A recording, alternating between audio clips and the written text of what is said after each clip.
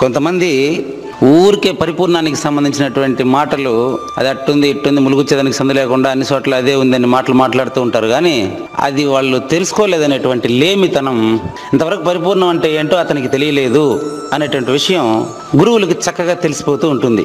ఆ విషయాన్ని శుద్ధులతో ప్రారంభిస్తున్నారు రచయిత. ఎవరు? అనుభవానందుల స్వామి మహానుభావులు రాసినట్టుంది పాటని. శుద్ధులు అంటే మీకు తెలుసు అనుకుంటాను.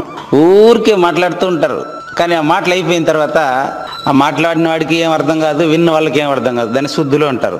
వీడు పరిపూర్ణ బోధ వినేసి ఉంటాడు, బాగా వినేసి ఉంటాడు, ఆ మాటలు తిప్పి పలుకుతూ ఉంటాడు, దాంట్లో అర్థమైనది దానికి. అటువంటి వాళ్ళ గురించి ఒరే ఒరే ఒరే ఒరే అని పలుకుతున్నారు రచయిత.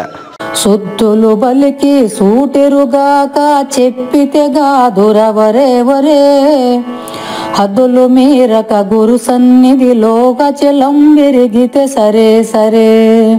నువ్వు నిజంగా అచల పరిపూర్ణాన్ని ఎరిగి ఉంటే సూర్యుడిని చూసిన చీకటి పారిపోయినట్లుగా సప్పుడు కాకుండా ఉంటావు. అంతేగాని ఊరికే నువ్వు వీడియోలు ఆడియోలు గుప్పించినావు అనుకో గ్రూప్లో, అప్పుడు ఏమని అర్థం? నువ్వు చెప్తా ఉండేది శుద్ధులు అని సూటిగా అర్థమైపోతుంది అందరికీ. అందుకని ఒరే ఒరే ఒరే అని రచయిత నిన్ను హెచ్చరిస్తున్నారు, చూసుకోనైనా.